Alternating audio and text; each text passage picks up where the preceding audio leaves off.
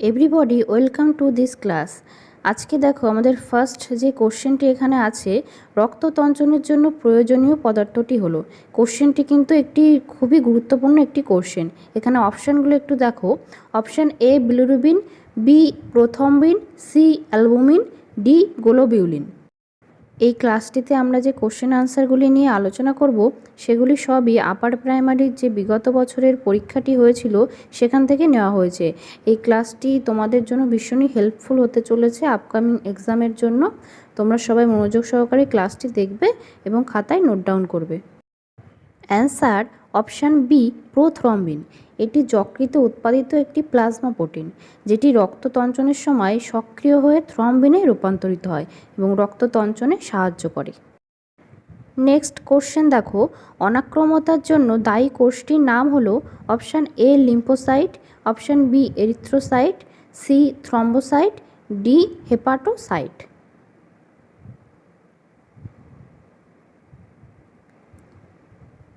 Answer option A lymphocyte. এই যে lymphocyte এটি মূলত দুই ধরনের হয়, বি লিম্ফোসাইট এবং T lymphocyte. B lymphocyte antibody তৈরি করে এবং টি লিম্ফোসাইট সরাসরি রোগ জীবাণু বা আক্রান্ত কোষ ধ্বংস করে। এখানে অন্যান্য অপশানগুলো যদি একটু দেখে নিই শর্টে, দেখো এরিথ্রোসাইট হচ্ছে অক্সিজেন পরিবহন করে। এরিথ্রোসাইট বলতে আরবিসি মানে আমাদের লোহিত রক্তকণিকা, এবং থ্রম্বোসাইট বা আমাদের অনুচক্রিকা এটি রক্ততঞ্চনে সাহায্য করে। আর হেপাটোসাইট হচ্ছে যকৃৎ কোষ। নেক্সট কোশ্চেনটি দেখো, বলেছে যে স্ত্রীলোকের একটি যৌন হরমোনের নাম হলো option A testosterone, option B progesterone, option C gastrin, option D adrenaline.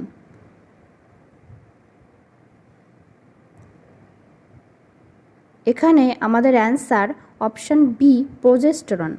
এছাড়াও ইস্ট্রোজেনও কিন্তু ফিমেল বডিতে পাওয়া একটা প্রধান যৌন হরমোনের উদাহরণ। আর এখানে অন্য অপশানগুলো একটু দেখে নাও। টেস্টোস্টেরন হচ্ছে পুরুষদের যৌন হরমোন এবং গ্যাস্ট্রিন হচ্ছে পাকস্থলী নিঃসৃত একটি পাচক হরমোন। আর অপশান ডিতে দেখা বলেছে যে অ্যাড্রিনালিন, এটা খুবই ইম্পর্ট্যান্ট একটি, এখান থেকে একটা কোশ্চেন হয় যে কাকে আপাতকালীন বা জরুরিকালীন হরমোন বলা হয়, তো তখন কিন্তু আমাদের অ্যান্সার হবে অ্যাড্রিনালিন। তার কারণ হচ্ছে আমাদের যখন কোনো ভয় হয় বা রাগ, আনন্দ, দুঃখ এই সমস্ত পরিস্থিতিগুলো আসে, তখনই অ্যাড্রিনালিন হরমোন দ্রুতভাবে ক্ষরিত হয়ে সেই পরিস্থিতিটা নিয়ন্ত্রণ করতে সাহায্য করে। মানে সবসময় তো আর আমাদের রাগ, ভয়, দুঃখ, আনন্দ হয় না, একটা কোনো সময় হয়। তো হঠাৎ করে যখন সেই পরিস্থিতিটা আসে, এই হরমোনটা দ্রুতভাবে ক্ষরিত হয়ে সেই পরিস্থিতিটা নিয়ন্ত্রণ করে।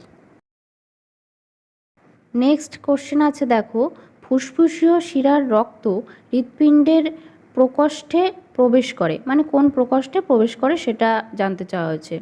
অপশান এতে আছে ডান অলিন্দ, বি বাম অলিন্দ, সি সাইনাস ভেনোসাস এবং ডিতে বলেছে নিলয়।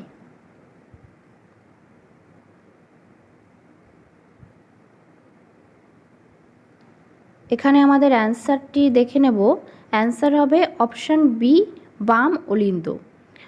আর এই হৃৎপিণ্ডের মধ্যে দিয়ে রক্ত সংবহনটা একটু দেখে নাও। এখানে আমি একটা ছবি আগে থেকে ড্র করে রেখেছিলাম, সেটা দিয়ে একটু তোমাদের বোঝাচ্ছি, তোমরা ভালো করে বুঝে নাও।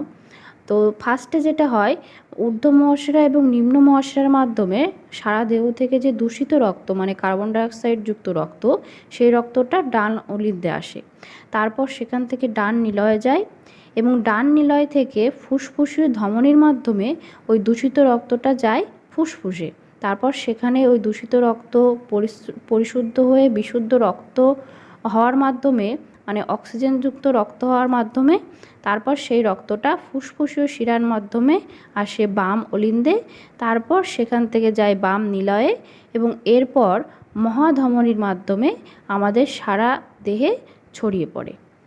আর এখানে আর একটা জিনিস যেটা ভালো করে মনে রাখবে, সেটা হচ্ছে আমরা জানি কি ধমনী সবসময় বিশুদ্ধ রক্ত বহন করে আর শিরা হচ্ছে দূষিত রক্ত বহন করে, কিন্তু এখানে কিন্তু ব্যতিক্রম হয়, মানে ফুসফুসীয় ধমনী এবং ফুসফুসীয় শিরার ক্ষেত্রে। ফুসফুসীয় ধমনী আমরা এখানে কি দেখলাম না, CO2 যুক্ত রক্ত বহন করলো, আর ফুসফুসীয় শিরা এখানে অক্সিজেনযুক্ত রক্ত বহন করলো। তো এটা একটু ব্যতিক্রম, ভালো করে মনে রাখবে। এই কোশ্চেনটা যেহেতু একটু ব্যতিক্রম, সেজন্য এটি কিন্তু বিভিন্ন পরীক্ষায়ও আসতে দেখা যায়। তো খুব ভালো করে এটা মনে রাখবে এবং নোট ডাউন করে নাও। নেক্সট কোশ্চেনটি দেখো, আপাতকালীন হরমোনের নাম হলো option A thyroxine, B oestrogen, C glucagon, D adrenaline. এই কোশ্চেনটা কিন্তু আমরা অলরেডি করে নিয়েছি, একটু আগে একটা হরমোনের কোশ্চেনের মধ্যেই ছিল। সেখানে আমরা পড়েছিলাম যে অ্যাড্রিনালিনকে আপাতকালীন বা জরুরিকালীন হরমোন বলা হয়। তাহলে এখানে আমাদের অ্যান্সার অপশান ডি। নেক্সট দেখো, এখানে যে কোশ্চেনটি রয়েছে উদ্ভিদ কলার উপরে একটি খুবই গুরুত্বপূর্ণ একটি কোশ্চেন। তো চলো তাহলে দেখে নেওয়া যাক। নিম্নলিখিতগুলির কোনটি ফ্লোয়েমের অংশ নয়? অপশান এ সিবনল, বি সঙ্গীকোষ, সি তন্তু, তন্তু বলতে ফ্লোয়েম তন্তু, আর ডিতে আছে স্ক্লেরাইড।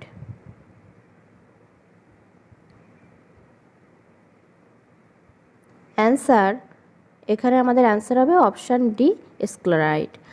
আর আর যে বাকিগুলো আছে এগুলো সবই হচ্ছে ফ্লোয়েমের অংশ।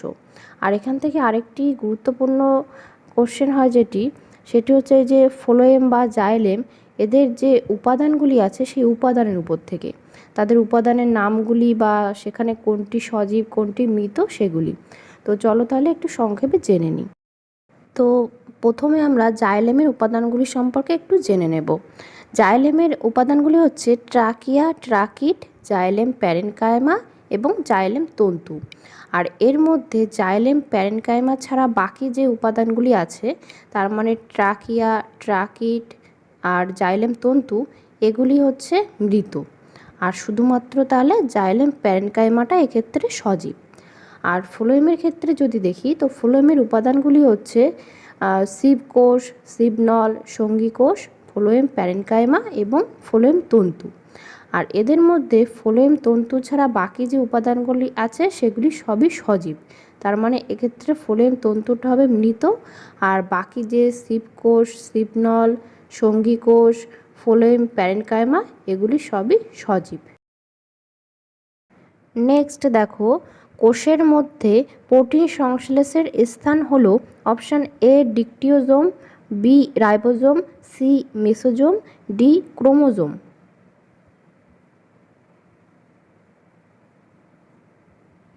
Answer option B ribosome. এই রাইবোজোমকে বলা হয় প্রোটিন কারখানা, কারণ এটি অ্যামিনো অ্যাসিডের শৃঙ্খল তৈরির মাধ্যমে প্রোটিন সংশ্লেষ করে। আর এখানে দেখো অপশান ডিতে আছে ক্রোমোজোম। তো তোমরা সবাই জানো নিশ্চয়ই ক্রোমোজোমকে কি বলা হয় না, বংশগত যে বৈশিষ্ট্য সেটি বহন করে, এর মূল কাজ। নেক্সট কোশ্চেনটি দেখো, বলেছে নিম্নলিখিত কোন অঙ্গাণুতে অনেক রাইবোজোম সংলগ্ন থাকে?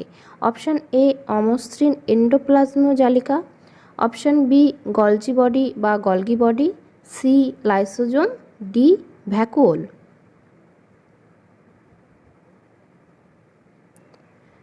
অ্যান্সার অপশান এ অমসৃণ এন্ডোপ্লাজমীয় জালিকা।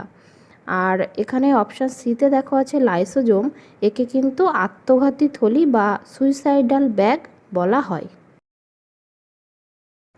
নেক্সট যে কোশ্চেনটি দেওয়া আছে দেখো, এটি প্রাণীর শ্বসনের উপরে দেওয়া আছে। কোশ্চেনটি দেখো, যে ধরনের প্রাণীতে ত্বকীয় শ্বসন দেখা যায় তা হলো অপশান এ সরীসৃপ, অপশান বি উভচর, অপশান সি পক্ষী, অপশান ডি স্তন্যপায়ী।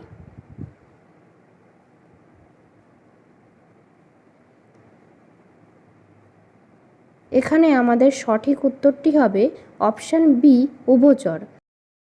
এবং অন্য অপশানগুলো যদি দেখি, সরীসৃপ, পক্ষী বা স্তন্যপায়ী, এরা ফুসফুসের সাহায্যে শ্বসন কার্য পরিচালনা করে। নেক্সট যে কোশ্চেনটি দিয়েছে দেখো, বলেছে যে পর্বের প্রাণীদের মেসোগ্লিয়া দেখা যায় তা হলো option A Porifera, B Ctenophora, C Cnidaria, D প্লাটি helminthic.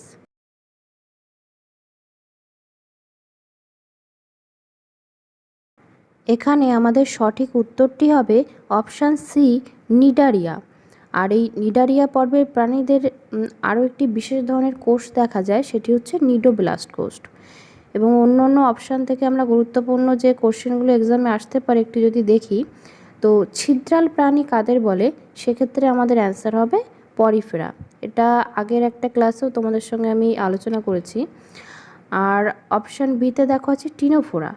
এই পর্বের প্রাণীদের দেহে কলোব্লাস্ট নামে এক বিশেষ ধরনের কোষ থাকে। আর প্লাটি হেলমিনথিস হচ্ছে চ্যাপ্টা কৃমি, যাদের দেহটা পাতার মতো বা ফিতার মতো হয়, যেমন যকৃৎ কৃমি, ফিতা কৃমি এগুলি।